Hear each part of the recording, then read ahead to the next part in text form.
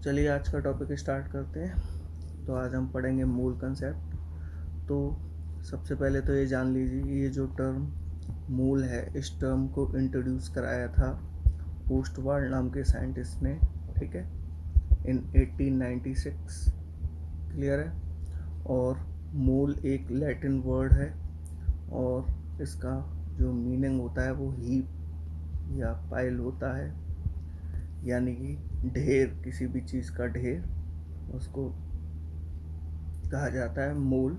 मूल को वैसे डिफाइन किया जाता है कि the number of atoms in 12 gram of carbon 12। ठीक है, यानी आपके पास मानकर चलिए 12 ग्राम कार्बन है, तो 12 ग्राम कार्बन के अंदर जितने एटम्स होते हैं डेट इज इक्वल टू 1 मोल। ठीक है। अभी कार्बन 12 क्या होता है तो ये समझ लीजिए। देखिए, कार्बन के दो आइसोटोप्स होते हैं, एक होता है C12 और एक होता है C14। ठीक है, तो C14 रेडियो एक्टिव होता है, ठीक है। सबसे ज़्यादा परसेंटेज में जो कार्बन पाया जाता है वो C12 होता है। क्लियर है। तो यहाँ पर जिस कार्बन की बात की जा रही है वो C12 कार्बन है, यानी मान के चलिए आपके पास 12 ग्राम C12 है। ठीक है, और इस 12 ग्राम के अंदर जितने भी नंबर ऑफ एटम्स होंगे कार्बन के, वही 1 मोल के इक्वल होता है। क्लियर है। अब क्वेश्चन ये आता है कि 12 ग्राम कार्बन के अंदर कितने एटम्स होते हैं। क्लियर है, तो वो समझ लीजिए। देखिए, 12 ग्राम कार्बन के पास 6.022 इंटू 10⁻23 एटम्स होते हैं, that is equal to 1 mole. Clear है, यानी 1 मोल कार्बन कह लीजिए या 12 ग्राम कार्बन कह लीजिए, वो एक ही चीज़ है। और उसके अंदर कितने एटम्स होते हैं, 6.022 इंटू 10⁻23।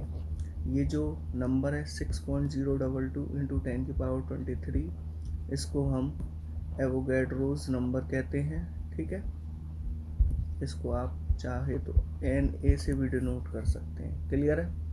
और ये जो एवोगैड्रो नंबर है वो एक साइंटिस्ट थे, एमिडियो एवोगैड्रो, उनके नाम पर ये एवोगैड्रो नंबर पड़ा। ठीक है, क्लियर है यहाँ तक। तो अब तक आपको ये चीज़ समझ में आ चुकी होगी कि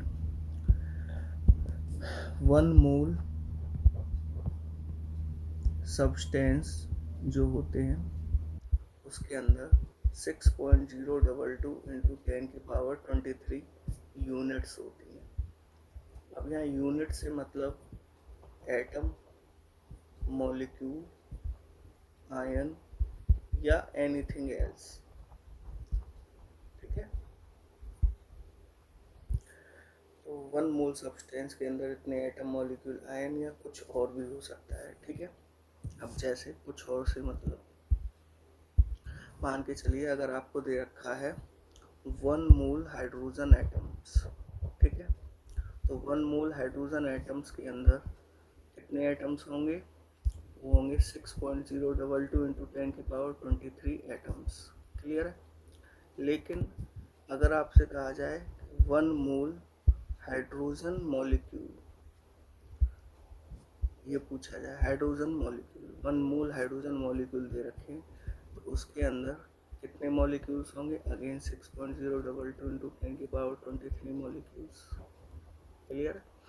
यानी अगर आपको 1 मोल एटम दे रखे हैं तो उसमें इतने एटम्स होंगे, और 1 मोल अगर मॉलिक्यूल के बारे में पूछा है तो उसके अंदर एवोगैड्रो नंबर के इक्वल मॉलिक्यूल पाए जाएंगे। क्लियर है। उसी तरीके से अगर आपसे कहा जाए कि 1 मोल पोटेशियम आयंस, ठीक है, तो 1 मोल पोटेशियम आयंस के अंदर कितने आयंस होंगे, तो अगेन 6.022 इंटू 10⁻23 आयंस। क्लियर है। और अगर आपसे कहा जाए 1 मोल इलेक्ट्रॉन, तो अगेन कितने इलेक्ट्रॉन हो गए, वही 6.022 इंटू 10⁻23 इलेक्ट्रॉन्स। ठीक है, कंसेप्ट क्लियर हुआ। उसके बाद अब आगे देखिए, अब एक क्वेश्चन दिमाग में आता है कि हाउ मच 1 मोल वेज। ठीक है, यानी एक मोल के अंदर कितना मास होता है, मतलब what is the mass of 1 मोल। ठीक है, तो याद रखना कि 1 मोल एटम का जो मास होता है वो ग्राम मोलिकुलर मास के बराबर होता है। ठीक है, दोबारा से रिपीट कर रहा हूँ, the mass of 1 mole atoms is equal to gram molecular mass, नहीं ग्राम एटॉमिक मास। यहाँ क्या आएगा, ग्राम एटॉमिक मास के इक्वल होता है। ठीक है, अब ये ग्राम एटॉमिक मास क्या होता है उसको समझ लेते हैं। ठीक है, ग्राम एटॉमिक मास, तो देखो दो चीज़ें होती हैं, एक तो होता है एटॉमिक मास, ठीक है, और एक होता है ग्राम एटॉमिक मास। देखो दोनों के बीच में डिफरेंस क्या है। देखो एटॉमिक मास की यूनिट्स जो होती हैं वो होती है AMU या U। U का मतलब यूनिफाइड मास और AMU का मतलब एटॉमिक मास यूनिट। ठीक है, तो एटॉमिक मास की यूनिट्स AMU या U होती है, जबकि ग्राम एटॉमिक मास की जो यूनिट होती है वो क्या होती है, ग्राम। ठीक है, पहली बात। दूसरा डिफरेंस क्या है, एटॉमिक मास जो होता है मास ऑफ 1 एटम, एक एटम का मास होता है, जबकि ग्राम एटॉमिक मास होता है मास ऑफ 1 मोल एटम्स। डिफरेंस समझ में आया। ठीक है, अब जैसे अगर आपसे कहा जाए एटॉमिक मास ऑफ एल्यूमिनियम, तो आप लिखोगे 27 AMU। अब ये 27 AMU क्या है, it is the mass of 1 aluminium atom. Clear है। अब वहीं अगर मैं यहाँ AMU की जगह अगर ग्राम लिख देता हूँ तो वही क्या कहलाएगा, आपका ग्राम एटॉमिक मास। यानी अगर मैं आपसे कहूँ ग्राम एटॉमिक मास ऑफ एल्यूमिनियम, तो आप 27 ग्राम लिख दोगे। तो ये 27 ग्राम क्या है, it is mass of 1 mole aluminium atom, यानी 6.022 इंटू 10⁻23 एल्यूमिनियम एटम्स का मास 27 ग्राम होता है।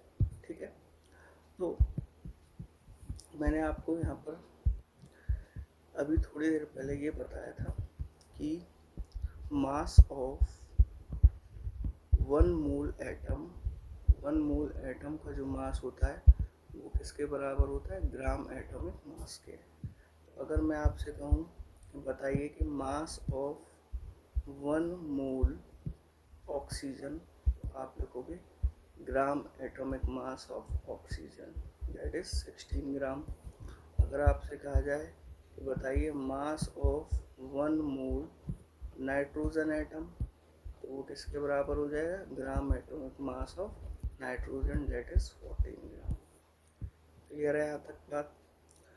अब देखिए, अगर आपसे ये कहा जाए कि what is the mass of 1 mole molecule, ठीक है, एक मोल मॉलिक्यूल का मास किसके बराबर होगा, तो वो किसके बराबर होगा, ग्राम मॉलिक्यूलर मास के बराबर। ठीक है, जैसे फॉर एग्जांपल अगर आपसे कहा जाए कि मास ऑफ 1 मोल CO2, तो आप लिखोगे it is equal to gram molecular mass of CO2। ठीक है, अब CO2 का ग्राम मॉलिक्यूलर मास कैसे निकलेगा, आपको पता है कार्बन का एटॉमिक मास 12 और ऑक्सीजन का 16, तो 12 प्लस 2 इंटू 16, क्योंकि ऑक्सीजन 2 है तो 2 इंटू 16, इसको सॉल्व करोगे कितना आएगा, 44 ग्राम। क्लियर है यहाँ तक ये बात। तो दो चीज़ें बिल्कुल आपको समझ में आ जानी चाहिए, वो ये कि mass of 1 mole atom is equal to gram atomic mass और मास ऑफ 1 मोल मॉलिक्यूल किसके बराबर होता है, that is equal to gram molecular mass. ठीक है, अब देखिए जो हमारा मूल कंसेप्ट है, वो मूल कंसेप्ट आयनिक कंपाउंड के भी लिए लग सकता है, आयनिक कंपाउंड के लिए। ठीक है, जैसे कि आपको दे रखा है 1 मोल BaCl2। ठीक है, BaCl2 एक आयनिक कंपाउंड है, तो 1 मोल BaCl2 का अगर मास निकालना है तो वो ग्राम मोलिकुलर मास ऑफ BaCl2 के बराबर होगा। ठीक है, अब एक चीज़ याद रखना कि आयनिक कंपाउंड के लिए एक्चुअल में ग्राम मोलिकुलर मास न निकाल कर हम क्या निकालते हैं, ग्राम फॉर्मूला मास निकालते हैं, that is gram formula mass, वो निकाला जाता है। ठीक है, हालांकि कैलकुलेशन करेंगे तो ग्राम फॉर्मूला मास ग्राम मोलिकुलर मास की तरह ही निकलता है।